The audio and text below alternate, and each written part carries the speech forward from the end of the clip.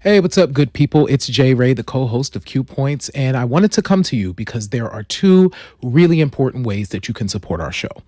One is by subscribing to it wherever you listen to or watch your podcasts.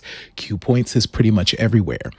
The other thing that you can do is you can visit us on Apple Podcasts, on Spotify, and on Podchaser, and you can leave us a star rating. Please rate us 5 stars because you know you love Q Points.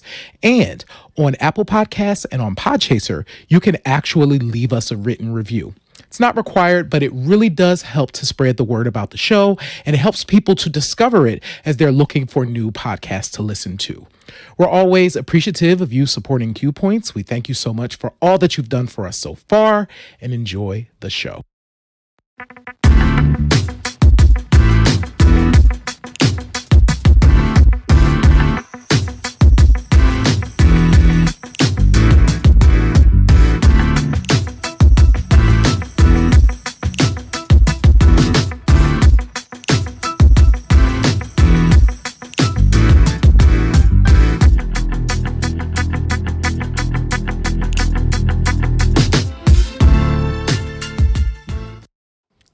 Hello and wake up, everybody. It's about that time. I am DJ Sir Daniel. And my name is Jay Ray, sometimes known by my government as Johnny Ray Cornegay the Third. What's happening, people? And you are now tuned into your favorite podcast, Q Points, the safe space for meaningful discussions about Black artistry, Black music, and everything we love in between. Jay Ray, what's the word? How you feeling today? Listen, I am feeling amazing. I see we have some salt and pepper in the back, some only love in the back of you. Oh, yeah. Like, just completely inspired. It's been a really good week. And today is hip hop's birthday when this show Look at airs. that. And hip hop is 49 years old.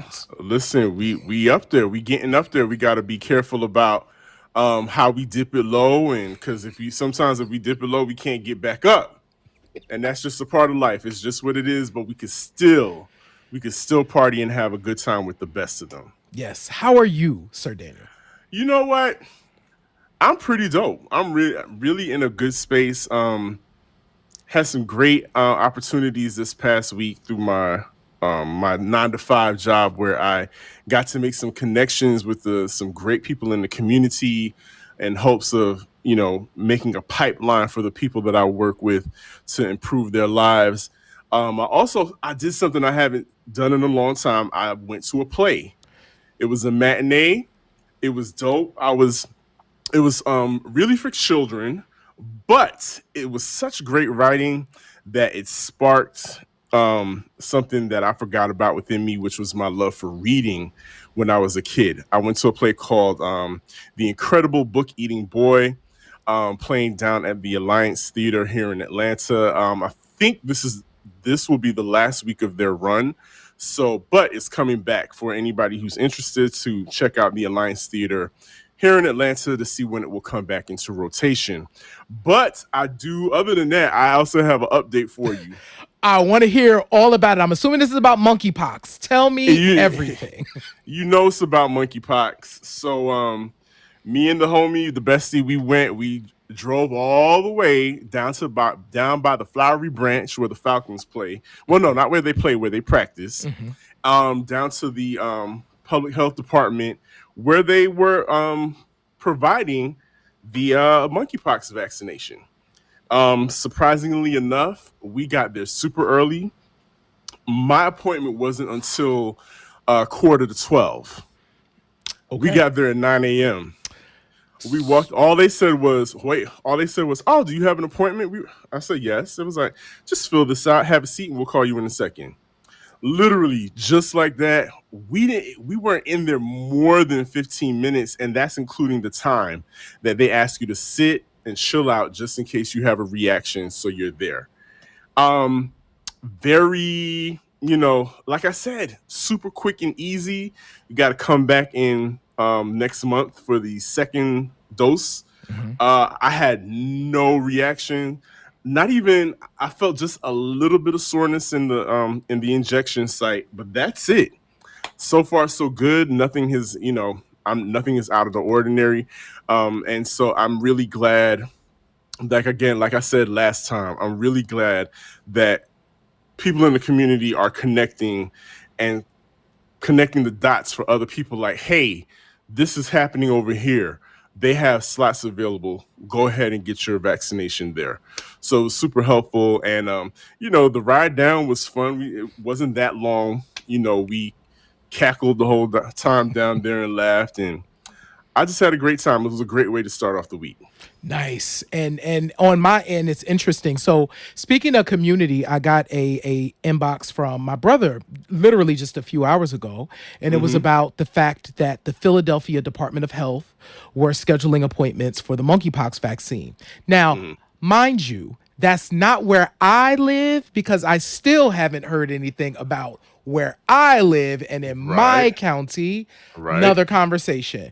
But what's really dope is actually my local video. There's like a online video station here called CMP radio, I believe. I'm getting that right.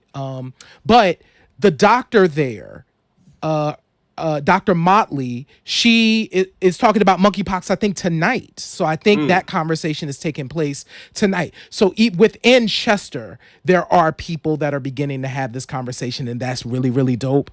So I'll make sure that I tune into what Dr. Motley had to say. But I called the Philadelphia Department of Health at 5:10, and I was on hold for 35 minutes. They closed at 6, and they were very clear, like, the hold is long.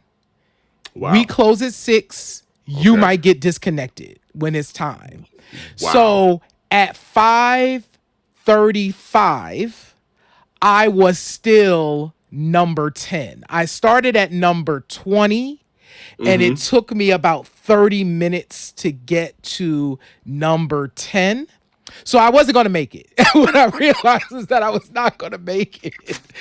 And so my brother, I asked my brother about it, and he emailed. So I'm going to actually email tonight and see if somebody calls me back. And then I'm going to wake up early tomorrow morning. I'm going to call.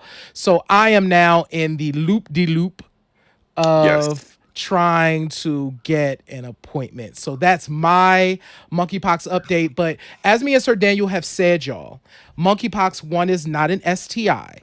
So that's really important. And monkeypox is not a gay-only disease. Anyone can contract monkeypox. So remember that. Look into it if you're interested in the vaccines. They ain't easy to get, but do the work. And now they're talking about cutting it, giving you a little smidgen, like a little taste. What? I saw that, and I'm like, what now? I don't know. I don't know that we can't even get into that, because that's above my pay grade. I don't get it. I don't know. But in other news, please fill me in on Saturday's art exhibit featuring the one and only Issa Rae. Did you sell some pieces? That's what I sold lots of work, Philly showed up and showed out. That's what's up. Very, very proud of it. Before I start that, I want to congratulate you on, of course, another dope episode of Sugar Honey on the Rocks. The City Girls, you know what I mean? Edition. That was fun, actually. That was a lot of fun. Yeah, I mean, you was in your bag too. Like, that's like totally just stuff that you into. So it makes sense. That's true. But exhibit wise, we did it at the bike stop. It was called Art Stop 2. I presented a series of work that I called For Most of the Time, because it was literally a retrospective of work that I've done since 2013. And very, very good turnout.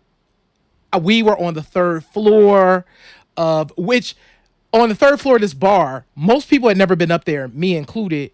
There's a club up there, but they don't use that floor anymore. So there's a bar, a huge dance floor, projection screens, DJ booth, the whole 9 yards. So my brother, my aforementioned brother, who goes by the DJ name Disco Disciple, because if you know my brother, that makes sense, spun for the first Nice. time in public and killed. He should have taped that set. Get a disco disciple. That's what's up. Well, I'm super proud of you. I know how hard you work. I know what kind of work you do. So it's about time that you exhibited those pieces. Like you've been behind the lens for a long time, and your eye, you have a great eye. So I'm very glad to hear that you had a great turnout. And yeah, glad we both had a great weekend. Of course, it just seems like we can't go a week without saying goodbye to an icon. And this week we had to say goodbye to Olivia Newton-John, Yeah. which, was quite shocking. I must say, my heart was warmed by seeing how many young people knew exactly who she was. And were saddened by her transition. She fought breast cancer for 30 years. Yeah. That's nothing to shake a stick at. So rest in peace to Olivia Newton-John. I think you know what my favorite Olivia Newton-John song is, because I played it one time and you kind of looked at me like, okay. So but this is very Sir Daniel of him to like that kind of song. But yeah, my favorite Olivia Newton-John song is Magic. But I'm sure a lot of people.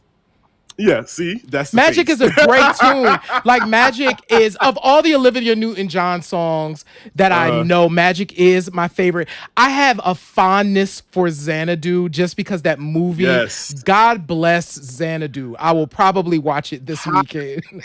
High Camp, one of the campiest movies of its time, and it was just so ridiculous. But it lives on in camp culture. So, and of course, the younger folks, all different generations, especially knew her through Grease. So, that's going to keep, because that's something that keeps in production in all schools across all generations. So her name will continue to live on. So again, rest in peace, Olivia Newton-John. But we do have to pay respect to another fallen soldier, Mr. Lamont Dozier. Yeah. Oh my goodness. Wow. Who's Legend. If you talk about pen game. Now that's when you talk about pen game, he's like the OG of pen game. Absolutely. We are talking about, where is my list? Let me get my list, guys. Your Baby, long I need your list. loving. Baby, I need your loving. Baby love. Come see about me. Heat wave. How sweet it is. I can't help myself. Reach out, I'll be there. Stop in the name of love. Iconic songs. Where did our love go? You can't hide from love. Of course, he was a staple at Motown. Absolutely. And he literally gave those foundation groups their biggest hits. Yep. Man, oh my gosh. The songwriting, just the brilliance of the songwriting team of Holland Dozier Holland, amazing. And yes, just absolutely sending love to the family of Mr. Lamont Dozier.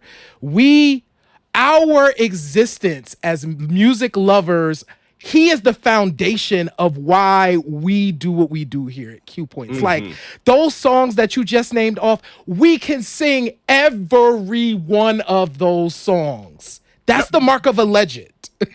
Yep. And those songs are how old, J. Ray? 55, 60 years. No, 60 plus years old we're talking now. Right. That is absolutely correct. So our hats off to you. Job well done, Mr. Dozier. Thank you. Thank you. And one more thing, J. Ray, before we get into our show and introduce our special guest, because I'm excited. Yes. So the news broke this week that the Breakfast Club is no longer the Breakfast Club as we know it. This is like the third broadcast show that we discussed on this show today. And we're like, what is going on? Everybody's going through changes, but Angela Yee is breaking out into her own. I don't know if it's going to be a morning show, but she's breaking out into her own show on the network. Yeah. iHeart. It's an iHeart show. From what I understand, just from hearing her talk about it today, it is going to be a morning show of. It's going to be a syndicated show Oh, that's her own show. And I think she said they don't know. You know what? I'm lying. They don't know the time slot yet. She was like, I can't okay. announce it yet because we don't quite know what my time slot is going to be. Yeah. But so she's got her new show, which is going to be syndicated, like a syndicated show. She's also got her podcast, which is winning. Yeah. Like just a Angela Yee has built a media empire, and what I was so happy about is watching Envy and Charlemagne just kind of like give her like grill her, but also are like, y'all, this was planned. Like we knew she was gonna Yeah. like say that. We knew that this was happening, but Uh, we still gonna give her the business until she of leave course. here. Of course, you know, like most big brothers would do, we're gonna punch you a couple times, but to your point, Angela moved real quiet. Like Hmm. you say, she did build this empire. She's got several businesses, and she moved real quiet. And I kind of like that. That's how you're supposed to do things. You just kind of Yeah. hit people like with the huzzah, I'm Right. here, and y'all gonna deal with it. So pretty interesting. I'm interested to see what the Breakfast Club will look like Yeah. afterwards, because they, you know, for better or for worse, like it or not, they have become a staple in black broadcast history. Yes. Like it or not. I know people have their feelings about Charlemagne. They have their feelings about everybody on that show. Hmm. But like it or not, it has become a staple. It's become iconic. It's, you know, as far as black broadcasting is concerned. Yeah. So we definitely send love out to Angela Yee. That was a because last night it was funny when I saw the tweet, and I It's was real like, cryptic. it was real cryptic. I wasn't sure if like the show was ending or like what was happening, but then to learn, because from what she said was her plan. She had always wanted her own show. Like she's working towards a goal. Like this was always a thing. So they were pitching something that she thought would be that she could stay on the Breakfast Club, but also do her own thing. And then it turns out they were like, actually, we want to just have you do this and not that. So Right. change of plan. And that's just how it is in radio and in broadcasting, period, the business, period. And I'm certain there's, you know, non-competes that have to Mm-hmm. be honored. So yeah. But shout out to her. Shout out to Angela Yee. But J Ray, let's get to it. I love when we have guests. I do. Listen, y'all, we are blessed. I'm going to read this brother's bio because it's meaty. Man. And we are so honored to have him here with us on Q Point. So I'm gonna read the bio and then we're gonna bring him on. But DJ R-Tistic is an internationally acclaimed DJ hailing from Los Angeles, California. He is a graduate of Florida A&M, which is where his passion for DJing came into fruition. DJ R-Tistic has become one of the entertainment industry's favorite DJs, and he has DJed special events for, listen to these names, y'all: Issa Rae, Hmm? Diddy, Yeah. Stevie effing Wonder. Okay? Wow. What? Wow. Wow. Snoop Dogg, Jada Pinkett Smith, Lena Waithe, Common, who I just wrote an article about. I need to put that in the chat. Hmm. Floyd Mayweather, and Marlon Wayans, to name a few. This is a big deal. Yeah. This He is is the known get for his lab. high energy sets along with his expert level crowd reading abilities, which is why he is here for this conversation. He Hmm. has DJed in 7 countries outside of the US, including Nigeria, Jordan, Ghana, Jamaica, and France. Folks, welcome DJ R-Tistic. What's good? What's Hey, good? what's happening? I made it through. I had to come through with y'all. What's the word? Listen, I'm Hey. thrilled because I had the honor of being on your podcast, which I'm super grateful for. Yeah, thank you. But it's Thank you for real. coming on. Yeah, yeah. Oh no, pleasure was mine. And so funny, J Ray, do you know Artistic was here in Atlanta for a was it a Rock the Bells event? Yes, it was a Rock the Bells event.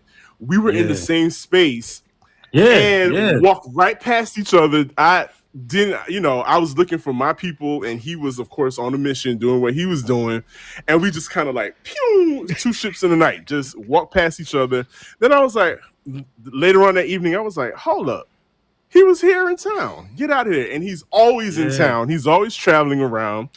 Listen, you are doing what a lot of DJs want to do, and that's constantly gig and, and travel with it. So in this day and age, what do you attribute to that?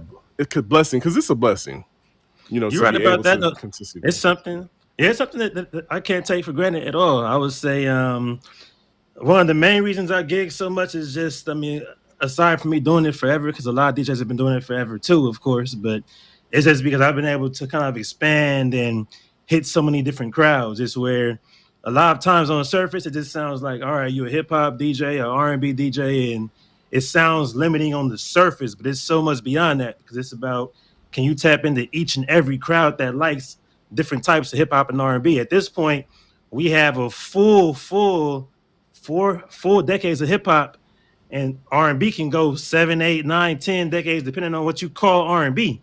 So it's like, obviously a lot of times people do focus on 2000s R&B, 90s, 2000s R&B hip hop, but when you can go not only to different decades but then different regions, and that's why I'm always traveling, is because hip hop at this point, like, it's everywhere you go is going to be different, even within one city. I'll say even for Atlanta to be, it's kind of interesting with Atlanta because it's been the home of hip hop since the mid 2000s. Like, New York is the birthplace, obviously, but as far as just the home of most of the new hip hop and sounds and trends, it's Atlanta. Even with that, when I go out there, I can go to 10 spots and hear 10 different styles of music, all black DJs, all black sounds of music. But it's like, and even with just Atlanta music, you can go at this point. 90s Freaknik is different from what Outkast and Goody Mob did. That's different from Trillville and Lil Jon. That's different from the Crank That movement. That's different from Young Thug and Baby. It's just so many different types just for Atlanta alone. So for me, it's just about being educated within each of these regions, and just each of those subgenres to me. Wow. Oh, that's bringing up a lot. So, how do you, what is kind of your prep? Like, what's your, when you are traveling the world the way that you do, like, Yeah. how do you decide, like, okay, how do you get ready to go to from venue to venue? Is there, like, what's your formula for that? How do you figure that out? For me, I mean, because one thing that DJs always say when they see my crates are like, anybody else calls them playlists, but for Serato, we call them crates. So it's just different folders that, however we organize it. Everybody always tells me that I have supposedly the most organized crates they've ever seen. But with that, is where the crates are just so specific. I have one for each state, for each decade, for each like subgenre. I have one just like Afro beats is here, dancehall is here. Then I'll have like eclectic selection type K Tronada music. Then I have one for 90s house. I have for Atlanta, I have 3 different decades of Atlanta crates. I have 4 different ones for LA, and then it's broken down so much that whenever I go out of town or out the country, I don't really have to prep a whole lot, but unless it's somewhere I haven't been before or somewhere that I'm not familiar with. But usually what I do is wherever I go is ask the local DJs there, like, what's some of the songs that are working here that I might not be as familiar with. But even beyond that, I like to go out in that place before I actually DJ, especially when it's a domestic gig, because if it's Houston, Atlanta, New York, Philly, Jersey, Chicago, I like to go out to a club that's a similar crowd to where I'll be DJing the next night, so I can just kind of hear it. Because even when somebody tells you what to play, it doesn't really always work. You got to know how to play it, what type of set it fits in with, what part of the song to play, and what part of the song not to play. Because certain songs you want to skip that first verse to get straight to the second verse. Certain songs you gotta let that third verse play. Certain songs they only want to hear that chorus, but you gotta play that one chorus. So it's just about knowing the nuances of each song. So I like to still hear like exactly how it's played, and what how I can use it to my benefit. Absolutely. And see, you walked right into my next question, or discussion point is I follow R-Tistic on Twitter, and he's great about bringing up these very DJ specific topics, and we all of us, other DJs follow, and we correspond and talk about these different topics. But just like you said, when you go to a venue and when you're actually playing Yeah. and something just doesn't land, you just like, I just knew this song, I just knew this was going to hit. I just knew the people was going to give me that ooh ah from the crowd. I was going to feel all of that from them. And when you drop it, it does not land. It's like they're all Yeah. preoccupied. They're looking in their phones. They're not giving you what you thought you were going to do. What's that? What's it like for you to recover, or how do you, what do you? I know recovery for Yeah. us, we just have to keep doing it. We just have to keep practicing, keep playing, and you just have to be ready. But for DJ R-Tistic, what's recovery like when something just does not land like you thought it was going to land? I mean, the thing about it is like DJing is really like the closest entertainment profession to being a psychic, because the whole night you're just predicting what a crowd's going to like. You never, ever, ever know. I don't care how experienced you are. I don't care how much of a legend you are. You never, ever, ever, ever know how a crowd is really going to receive each and every song. It could be a song that works every night for a whole year. Now, one night it doesn't work, or it could be a song that you in somebody's hometown and you know this is a local classic, and you play it and it's like, oh, maybe they're tired of this song, or maybe this crowd is too young for it. Maybe this crowd is too old for it. Like, you never ever know. So to me, I always say the most important song you play all night is the next song. So it's like, Yeah. no matter what you playing, it's like whether you playing something good, great, or whack, it's all about what are you coming with next. So whenever it doesn't land, it's different ways to get them back. Like if they rocking with you all night, it's easier to get them back anyway. Like they might not even trip that much, but a lot of times I use that time to you might even do like, I might use mic tricks just to kind of, all right, they're kind of dead. All right, so where my birthdays at? All right, where my tequila drinkers at? Where my, HBCU? I might just use some type of shout out points just to keep the energy going, or whatever it is. I might use that to shout out the bartenders, or I might, whatever it is, just to kind of like match that moment. But one thing about me is I actually study comedians a lot when it comes to DJing too, because being a comedian it's a lot of parallels to being a DJ. I have a lot of comedian friends too. So it's like one thing about that is that one technique I use from comedians is don't bail. Like one thing about comedians is if you're telling a joke and the joke is not landing, but they always say don't bail. You might be halfway through the joke. You can just tell they're not going to really respond to it, but don't bail. Just keep on pushing through.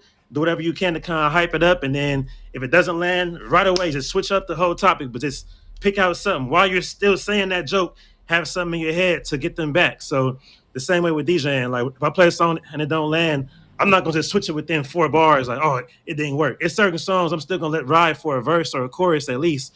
And then it's all about like having something as a backup, because whatever I drop, I already have something in mind for where I'm going next for the next couple songs. So I might say, all right, if maybe this set is burnt out, maybe I can switch the whole topic up and go to a different genre, or either I'm gonna stay in this genre, but I'm gonna go with a harder hitter that I know is more guaranteed. But it's like I'm always thinking, all right, what's gonna happen next? So it's kind of different ways to go with it. I receive everything that you just said. And it's true, J Ray. Like we really have to sit up there, and there is a lot of future planning when it comes to DJ. That's what I call it, future planning. Yeah. I give you for instance. So at Rocksteady, I play Yeah, R&B. yeah. I play R&B, slow That's my spot. jams, sing-alongs, whatever. One night, I drop and I try not to this song is a crutch, but I try not to drop it too many times. But I'm dropping Yeah. Can We Talk by Tevin Campbell. One Sunday, everybody's just singing along. The whole club is going, the whole restaurant is going up. Yeah. People standing up, they singing along to each other and at the top of their lungs, and I could pull it down at the high part, everything, and it's just a lovely experience. Following Sunday, dry. People are just they eating, they drinking. They don't care about what I'm doing right now. They just in what and you know what? I have to be okay with that. That's a technique.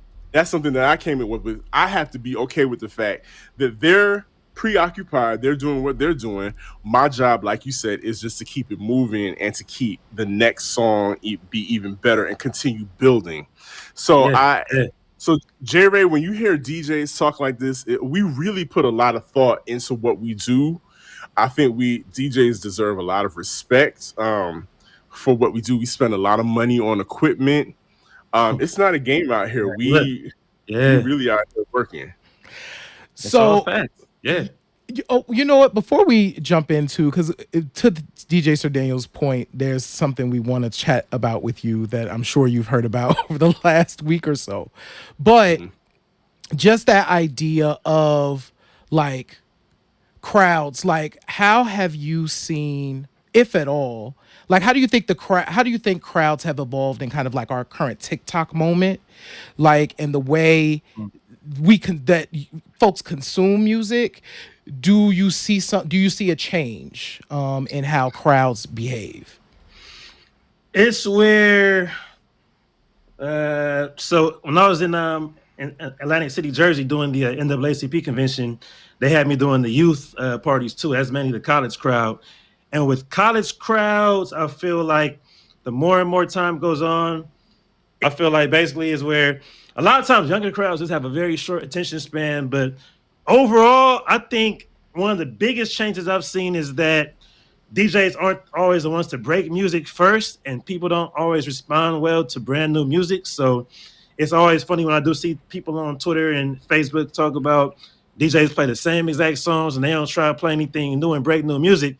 And I'm like, now music is broken through the SoundClouds and Mixclouds and these Apple and Tidal playlists. So people aren't always excited to hear a brand new song. So it's like I still play plenty of brand new stuff every week, every night, depending on what type of crowd it is, depending on what time my set is. At that, it's certain crowds and certain sets. If I'm hired as the headliner to go at 12:30, I can't really play anything brand new unless I know it's going to hit and it fits perfectly within that set. But aside from that, is where crowds used to be used to hearing new stuff. Because I remember being back in college where I remember first time I heard songs like "Pump It Up" from Joe Budden, which is a joke of a song now, but at the time, that song was a banger. I don't care what you say back when it came out. Like I was early college, I was a hit, and in certain songs I can remember hearing for the first time. I remember hearing the Yin Yang Twins Whisper song the first time, and I couldn't hear the lyrics because it was like all bass in there. But I remember just saying this bass line is hard though. I don't know what's going on, but that 808 is hitting. But it's like the crowd danced to it. But nowadays, a lot of times crowds are so used to, not only are they not used to hearing songs brand new in the club, but it's vice versa where they hear music before us or same time as us, because it's like these songs come out at the same time every Thursday at midnight, which is 9 p.m. Pacific time. So we could play at the club at LA at 10 p.m. But it's where people come up to us like, I've been at the club at 10:30, like, hey, play that new whatever. Like, I'm like, when did it come out? Oh, it came out an hour ago. And it's like, they already heard it because it came out an hour ago. And it's like, when it comes to that, it's like, we're not the ones who are able to hear it first. So a lot of times they come to us. And then with that, some crowds know it the first night, some crowds don't. Like, I'm sure we'll talk about it later, but like Beyonce Break My Soul, the first night I got it, I played it that night at my spot, The Dime. It was more men that night, and that's even deeper topic we'll talk about. But like, it was more men, so they didn't really respond to it. But that second night, the women all knew it already that very second night. So it's like, it's where depending on who it is, it can help us because everybody gets it at the same time on Twitter. So certain crowds are gonna know it, but then certain crowds who are not on social media, they might not hear it for 2 or 3 more weeks. So it's crowds are different with that too. Before I move on, it's like every crowd now is so much different based on, you can tell who's in touch with social media and who's not. I have certain crowds where these TikTok, these trending songs, like say this year is the anniversary A Bay Bay, the Jersey Club remix. At certain clubs, as soon as I play that, the whole crowd's doing that little moonwalk dance. It's other crowds that might be the same exact age, but if they're not social media savvy, they'll be like, what is this? They're confused to it. They think I'm playing the original song. And they're like, why is he playing anniversary Tony in the middle of a crunk set? So it's like, it can be confusing with that too. Wow. So many valid points. And you definitely have led into one of the conversations that Sir Daniel and I wanted to have with you. So there's been a lot of slander of DJs that has just come up in the zeitgeist, it appears. So we're going to play a quick clip. This is going to be a clip of Travis Scott very recently. And we're going to talk about a couple of other things after this, but let's see. Yeah.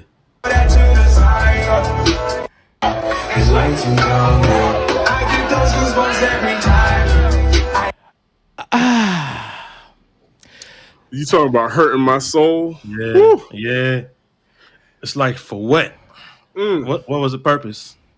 What was the purpose? So what we want to talk about, okay, so we have that which was like, wow. And then we had, of course, the Wiz Khalifa Yeah. speaking to the DJ. And you said something that helps folks to understand how the music moves. And I want to make sure that we highlight that, in that you're like, listen, consumer artists are putting the songs out. People are getting the songs real fast. And if you DJing, you like, I may not have heard that joint yet. You know why? Because I'm here. Like, I'm getting work. I was shaking up when it dropped. Yeah.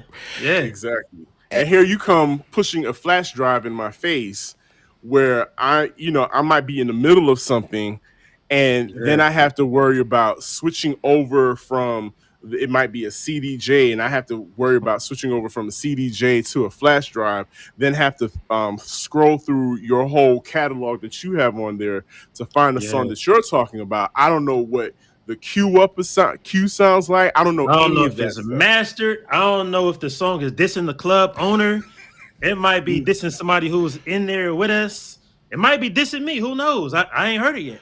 Yeah. Wow, that is, you just broke down layers of what can, you mentioned one, mastering, because you as a DJ need to know what that song sounds like. You might drop that joint and it's like distortion everywhere because it's blowing the speakers. You don't know what the lyrical content is, all of that different stuff. So wow, what I also hear you saying is, as a DJ, y'all are holding a lot of things as you are playing to a crowd.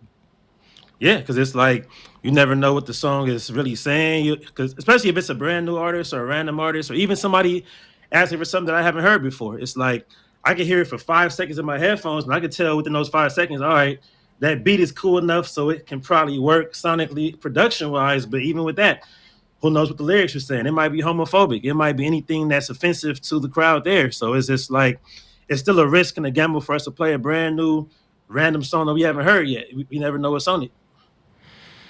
Wow. And so back to Wiz Khalifa specifically. The approach was super disrespectful.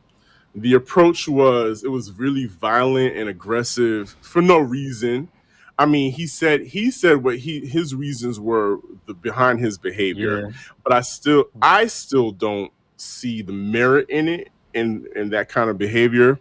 But of course, like everybody, when you do something and it's caught on social media and it makes you hot and you have a new project coming out and you want to go on an apology tour, he did just that.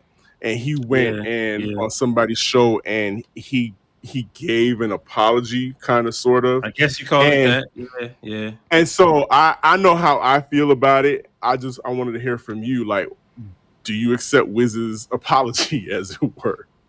I mean, so the whole thing is, I know the DJ and the MC who were doing it that night.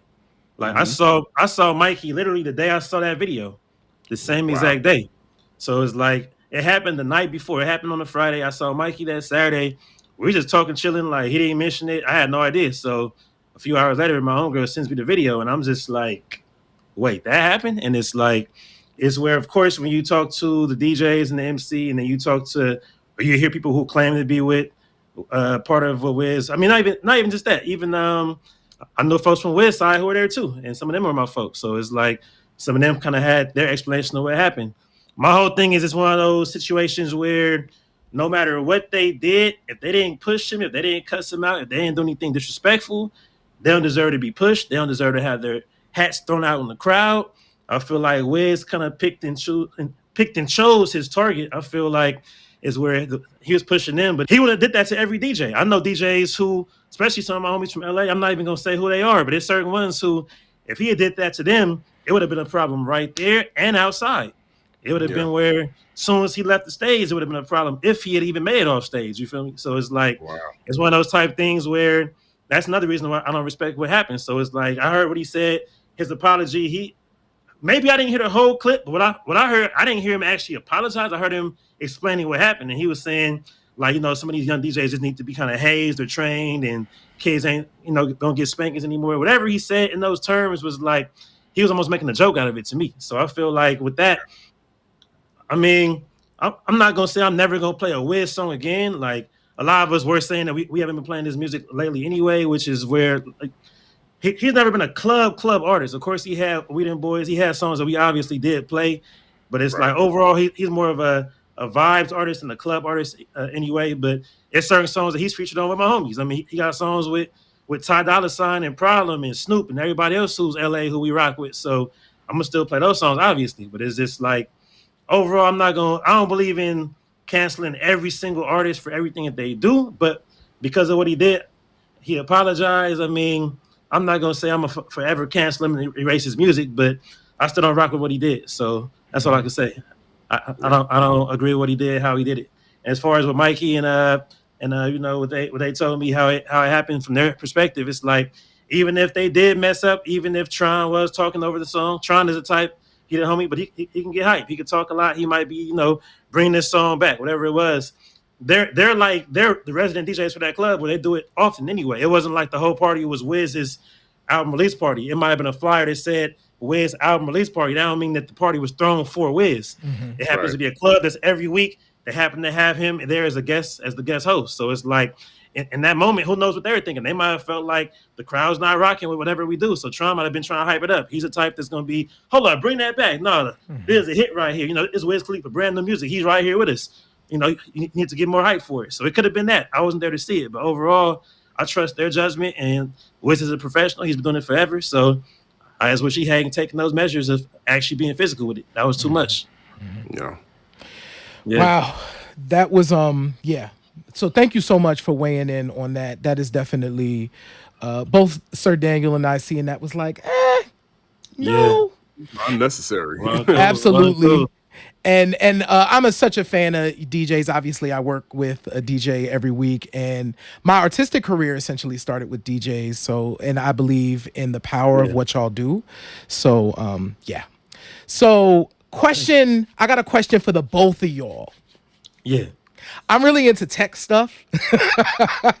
And it was funny. Like I've been watching some of your videos, artistic as well, and been seeing you like playing around with some, I'm like, oh, that's like dope. I've read about that. So I'm thinking for the future, are there any DJ tech things that y'all are excited about? And what are they and why are you excited about them? I personally can't say there's anything I'm excited about right now. I'm excited about getting some new turntables because, you know, I love spinning vinyl. I would like to get into get back into some Serato and get the phasers so I don't have to always wear my needles out. Oh yeah, for sure. You know, I would like to upgrade to that at some point. But for me, in the stage that I'm in and what I'm into, the artistry that I'm into right now, it's more so about the music. It's more so about the digging, the vinyl. That's where I'm at right now. But I love seeing all the technology and I love seeing the things that people can do with it. So, and I'm always definitely down to learn. And if I have an opportunity, like Rocksteady has been a blessing in the fact that I got to learn on their equipment because I never touched the stuff. Because sometimes you can't afford more equipment and that a lot of people are using all the time. So it's like, you know, shout out to DJ Precise for the for the tutorials, telling me, hey, come on down. I'm spinning right now and I need you to be able to work this equipment. So I need you to come down and watch me do this and I'll teach you how to do it while I'm playing. And you're like, sure, I'll run down and do that because that's what you do.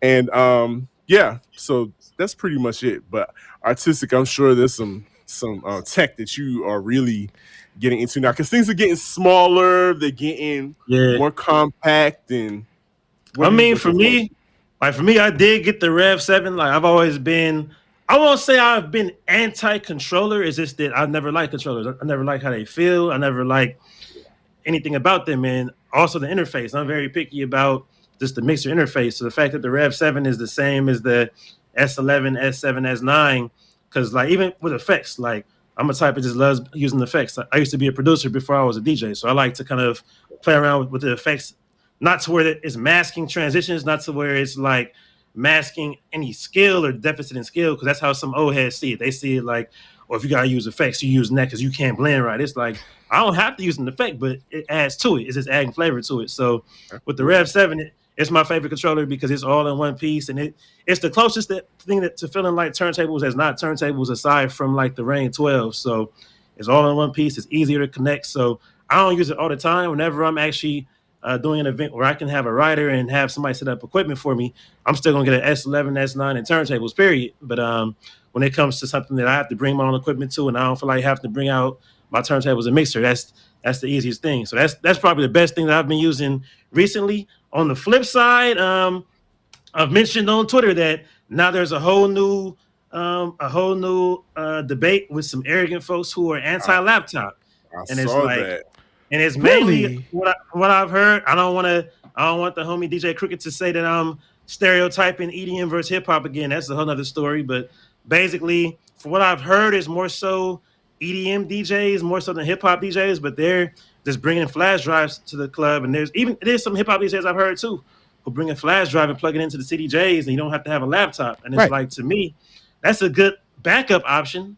I would love to. I mean, I'll probably keep a flash drive in case I have to switch out, or if the laptop is tripping or something. That's a cool backup. But to me, it's like, it's always funny whenever new technology comes out and then people end up being arrogant about it, because people are either arrogant about being traditionalists or about being advanced. So 15 years ago, you were arrogant because y'all using the laptop. No, I'm on turntables. I'm using real vinyl. So now the fact that they're going opposite, now it's like, I've heard some of them say, yeah, you don't have to depend on your laptop to mix because we're using USB. I'm like, if you want to be arrogant about it, get some vinyl, because you're still using technology. You're still using a flash drive, and you're still using digital files. So you can't be so arrogant to me if you're not using vinyl. Like, the only person who I can respect for being arrogant is somebody who's all vinyl with no technology at all. But aside from that, it's like, y'all got chill. Like, it sounds stupid to me. That's so interesting. So I've been working with DJs for a long time. So from turntables and then CDJs and then USBs. So the house DJs that I've worked with, all of them have been using USBs for like ever. So, and it's just like one of them things that, well, one, for outdoor events, it becomes easier because when you're doing summer events, your laptop overheats. So the USBs, happened to me. Right, it eliminates that problem. So I know that a lot of them do it that way because it's like, at least I ain't got to worry about my computer overheating. So that's so interesting how folks will make a thing out of stuff. It happens all the time on TikTok. R-Tistic, have you been surprised at how many people are suddenly A&Rs and know everything about songwriting and publishing? It's like all of a sudden everybody's they're all these experts. Twitter is a wild place when it comes everybody to knows everything. Everybody's an expert at everything. Even people who work industry think they know every single thing. That, like, I might mention, why is this song not bigger? And they come, well, because the label something. I'm like, how do you know that? Like, how do you know for sure that's what happened? So when the tweet starts off, well, actually. That's the hashtag. Well, actually. That's a running gag at this point. Well, actually. Yeah. Well, actually. Can we we got a surprise for DJ R-Tistic. I think this is the perfect time to do the surprise. So we're going to play the surprise and then we'll be right back. All right. Let's see. DJ R-Tistic. Yo, bruh. Oh, wow. I love the I Want to Be Down idea. It is just so fucking dope. It so brings it into now, and I would have never thought of that. That's the best, one of the best uses that I've seen of that sample, man. Thank you. All the best to you. Keep killing them, bro. DJ R-Tistic. Yes. That's insane. Hey. Appreciate you for that connect. I had no idea he heard it. Like, that's always wild to me. The funny thing is, I did Brandy's daughter's party about 2 months ago. One thing about Brandy is that she doesn't like hearing her own music at the club or at parties. And I learned that 6 years ago when we had a spot called Tiffany's. We were doing Supreme Lounge at, and my boy Bad was DJing, and he told me that back then. Like, she doesn't like hearing her own songs. So even when I did the party for her, I played like 2 throwbacks that she probably forgot about. I played the Rock With You she did with Heavy D with Quincy Jones, and she just gave me a look, just kind of like, really? And I'm like, it bangs though. And then it was funny because her daughter Sarai was just like, that's mom, huh? So her daughter hadn't even heard it before, which is crazy. But it's like, I wanted to play that remix, but I was just like, what if I play it and she don't like it? Or what if she, even though she was cool as hell, she's good people. That's my folks. But I was like, I don't want to play it and she gets mad. But I probably should just tried it. But yeah, it's dope to see that video. So appreciate y'all for that. Absolutely. And I was telling J Ray, I was like, he's gonna really enjoy that from Kipper, because sometimes we just play around and we make blends of records and we're like, oh, this is really cool. And I wonder if, you always wonder, would the artists like this? Will people like this? Should I go public with it? Well, you heard it from the songwriter's mouth. That was hot. That's validation. So much love to y'all for that, though. Thank y'all for that. For sure. For sure. I'm definitely taking that clip and posting that one. Yes, we will. We made it. We will make sure that you have it. But yeah, he immediately texted me and was like, that was dope." I was like, wow. Oh, thank you for that, though. I remember when I was making that blend. It's one of those things where, because it was right when I made it 4 years ago. It was back when Boot Up was the biggest song in the whole world, and I was like, I should throw a '90s song on top of it. The first song I experimented with was actually Subway and 702, this little game we play. Yeah. And that's way slower, but I was able to make it the same key. And I was like, it kind of worked, but it don't really hit hard enough. It's just, I'll try something else with that. And I was like, the second song I tried was Brandy. And I was like, oh, this just, it works somehow. So, yeah. Nice. Wow. Much love for that.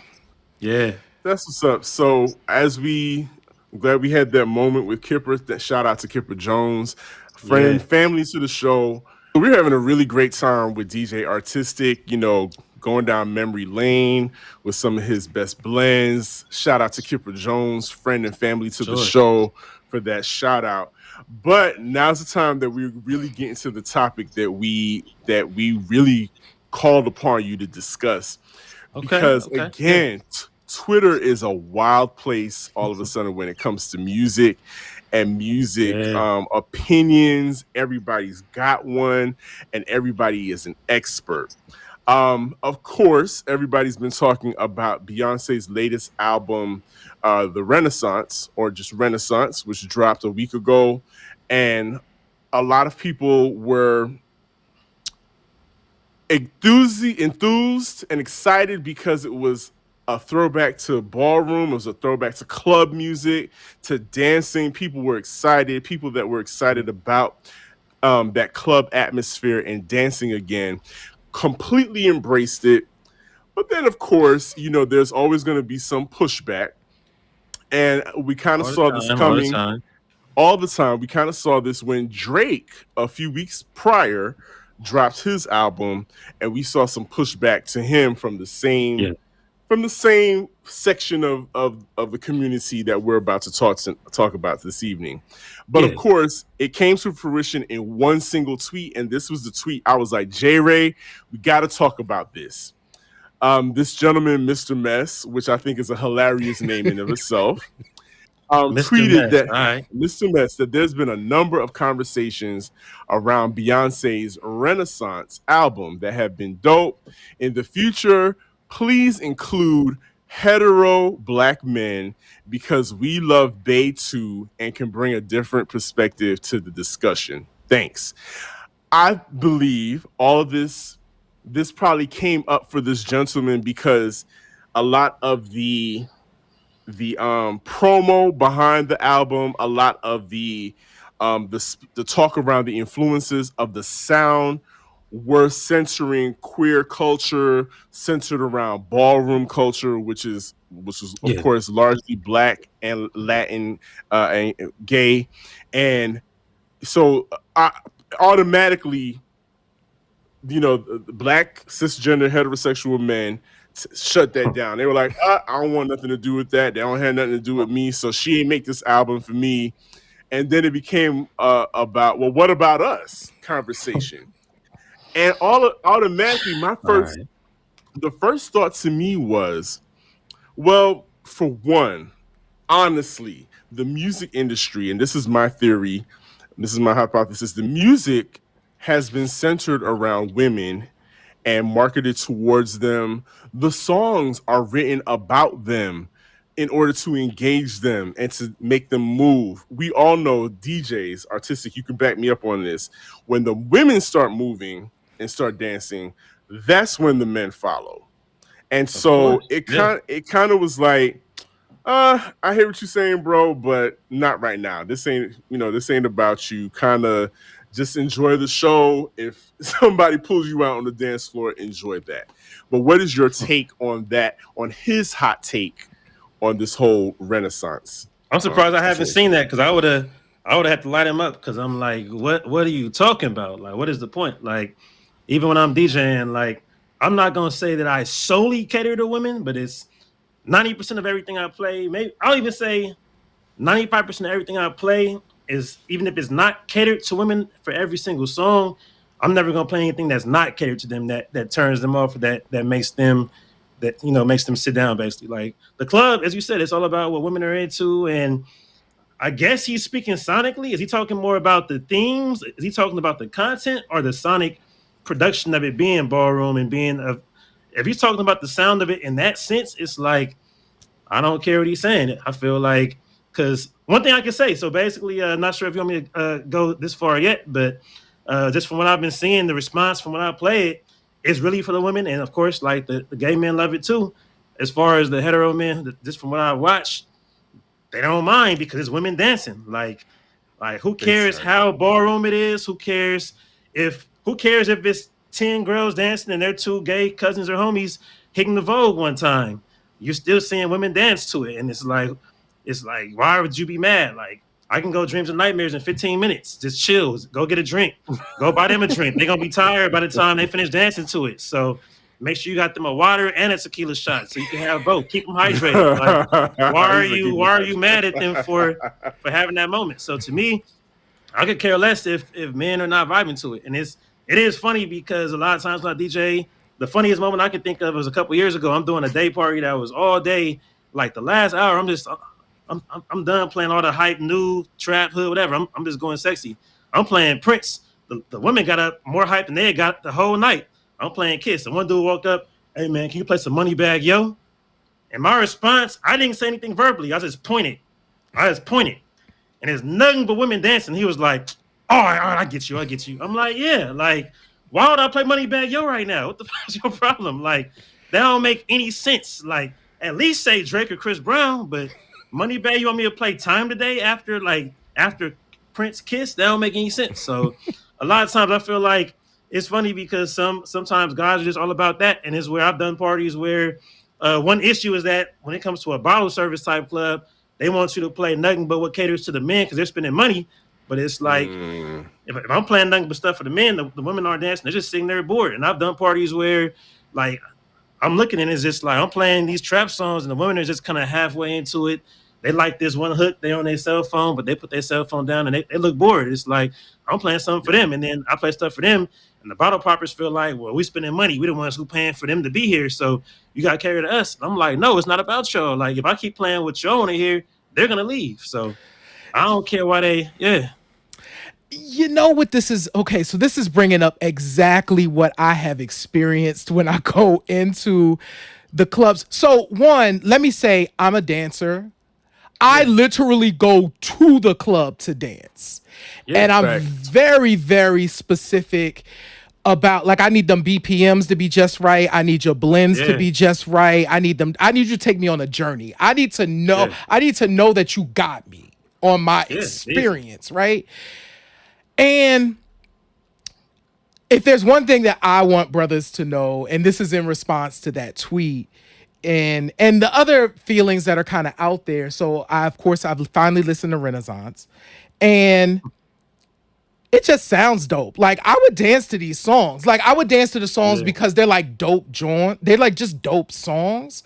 And I want us to be free enough to dance to just dance. Like, I grew up where the stuff that we was just dancing to, like those joints that brothers wouldn't dance to. Now I'm like, but like my dad was dancing to that. Like my dad and my mom was dancing to that.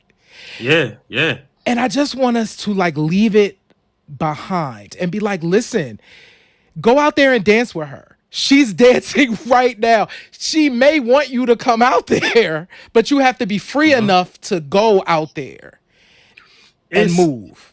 it's where I mean, because things have changed so much the last 15, 20 years. Like I first started going to those like college clubs and even high school clubs. Like I was going to high school clubs in LA in 01, 02, whatever, and it's where everything has changed so much from the fact that clubs have downsized. It's not about dance floors, it's about bottle service. it, it's so many clubs I've been to, even like my boy Peanut does, Revel in Atlanta.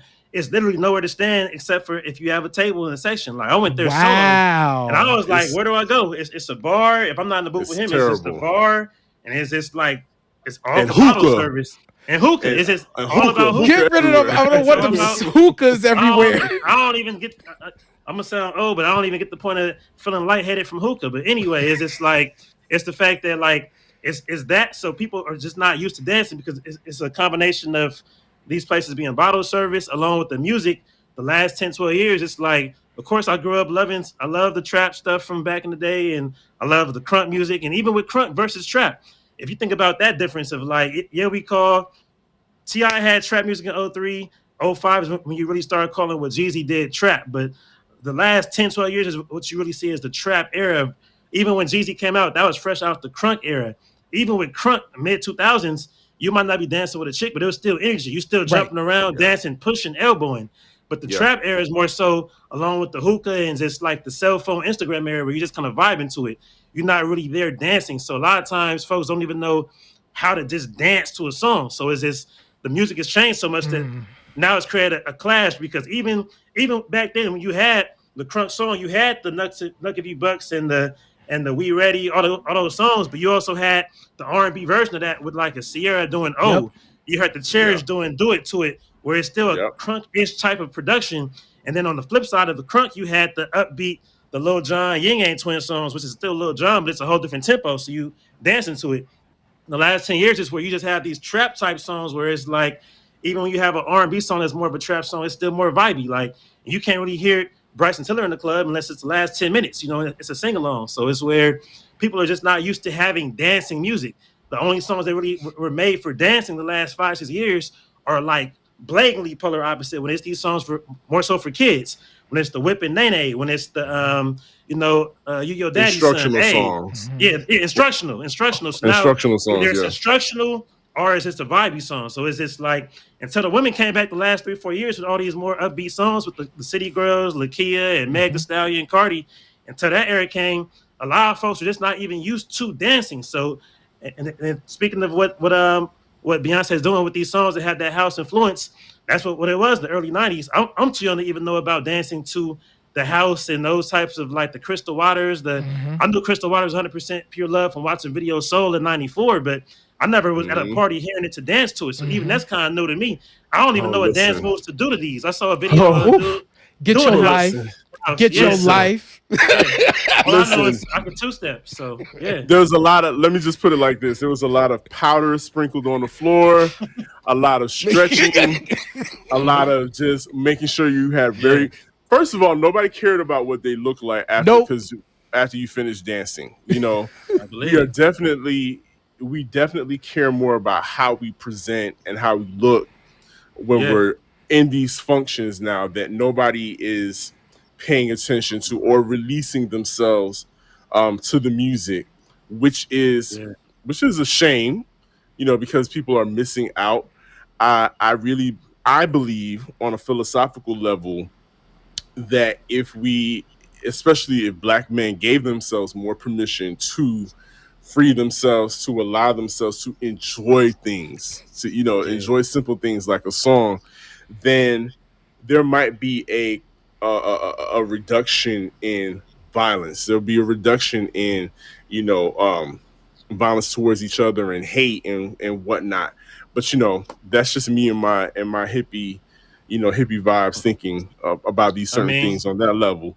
But it's just really about what you were saying earlier, just getting people to open their minds to coming out of that box. Like I said, Drake tried it. Drake gave them some up tempos, and it's not the first time he's done up tempos. It's not at all. But people, all of a sudden were treating him like, what is this? And then, Beyonce came along with it. And so they feel like the whole music industry is trying to, turn things upside down, trying to erase them, because there's already a lot, because the larger culture has become a little bit more accepting and inclusive of different people and different segments of the community. A lot of cis hetero men feel like they're being erased and that nobody caters to them anymore. So it's just it's kind of a weird place to be in, because it's not true, because this is all black music. This is all for black. Us. I mean, it was a whole period, like the whole Nicki Minaj era, going from like 2009 to, I would say, 2017, like, she was probably the only woman you really heard consistently at the club. Like, so for a guy to complain about a woman making music for the women, why are you complaining? I feel like, I remember just thinking about, like, obviously 90s, 2000s had a million women, in the last 4 or 5 years have. But to me, before Bodak Yellow, it was like, I can't name 3 big songs from women rappers, and barely even any R&B songs that were big in the club the whole decade until Bodak Yellow came. So it's like, now that things are shifting, and it's like you have a lot more songs from women. Like, I'm always playing that Doechii, Persuasive, like excuse me, all these songs are just gigging. It's changing the tempo up. So it's like, now I'm doing sets where I can go Break My Soul, Doechii, Lakia, Mind Your Business. Then I might go into some the throwbacks. I might go into the Crystal Waters and the Show Me Loves and those. And then I can go 2000. I can go into the Lloyd, when Lloyd had the song, with Young Jock, the Get It Shorty. I can go Sexual Seduction again. Like, it's just kind of bringing back that up tempo type of vibe, where it's like, that's a whole different set now. So I don't have to just stay stuck in 70 BPM the whole night. Well, and what's interesting about, and I'm gonna be an old man for a second. So I didn't have a chance to dance to the 2 songs that I'm going to mention when I was a kid, but what I do know is Johnny Ray Cornegay Jr., my dad owned these records. So I'm thinking of like Climax, Meeting in the Ladies' Room. Yeah. Brothers they had to be dancing. One, my dad owned it, right? Like, that was a joint for him. He's like, that joint funky as all get out, like that. Yeah. Call Me by Sky, which goes so hard today. It goes hard. All those Evelyn Champagne King, all of them songs, like, these are definitely songs with themes where women are singing songs that appeal to them.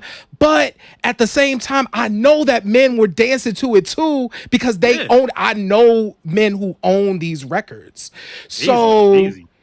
It's like, how do we I really want us to get back to that. And I do like that you brought in, because I didn't think about this, because I've been my age for my entire life, and you brought up the fact of, like, folks don't know how to dance to this stuff. And I get that. Like, I grew up when we danced real hard in the 90s. Like, you seen them videos.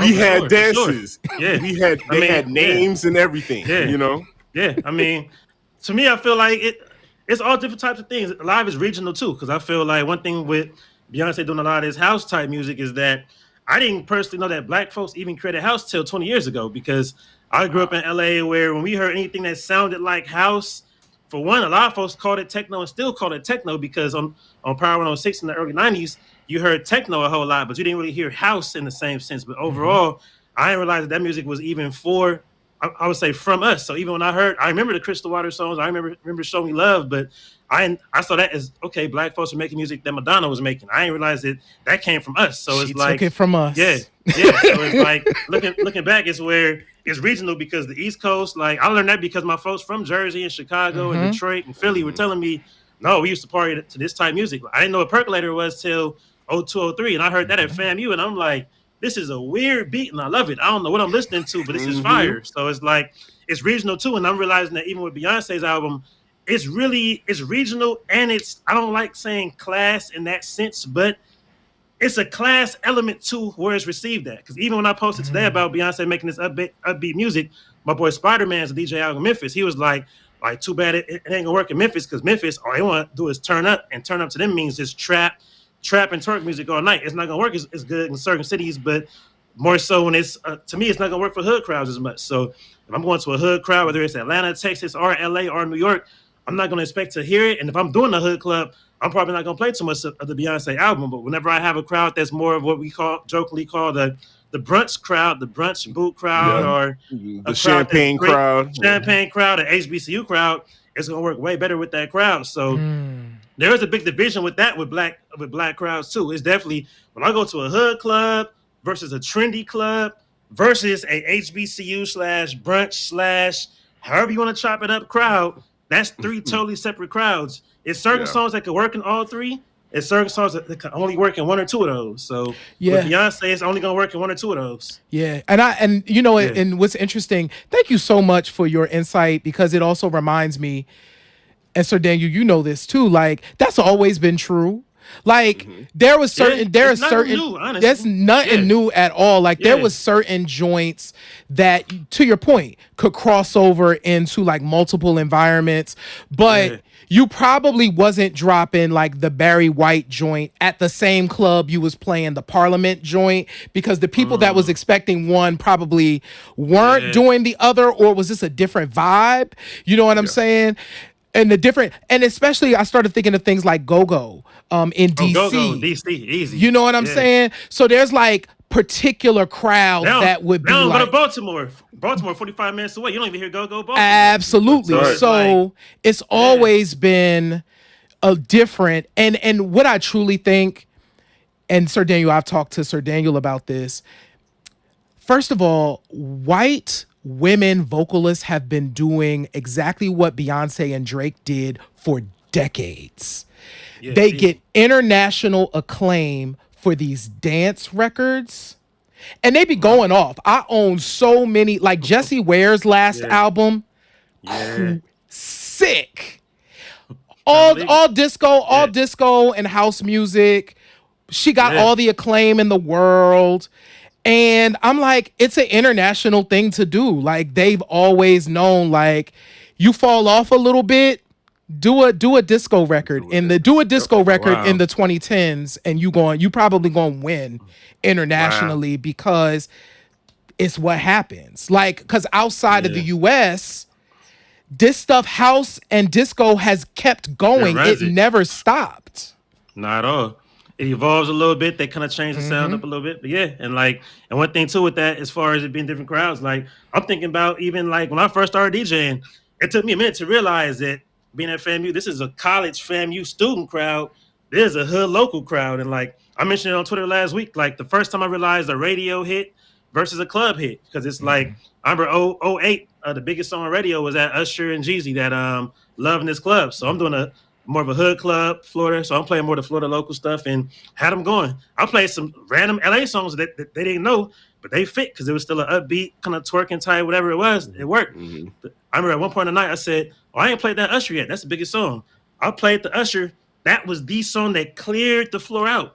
Killed the mood. Yeah. And it hit me like, this is a hood crowd. This ain't really like a college crowd. And it's not a radio crowd. It's not a commercial crowd. So that crowd completely killed it to where it wasn't even people mad. It was just like, all right, it's time to go.